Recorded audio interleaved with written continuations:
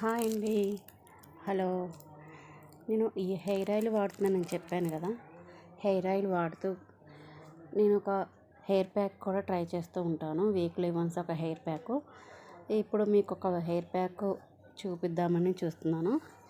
Onion ఉంది కదా, ఈ ఆనియన్ జ్యూస్ తీసేసి, ఇదిగోండి ఆనియన్ జ్యూసు, దీంట్లో ఒక స్పూన్ ఎలోవెరా జెల్, ఒక ఈ విటమిన్ ఆయిల్, ఒక క్యాప్సిల్. ఇవి బయట మెడికల్ షాప్లో దొరుకుతాయండి.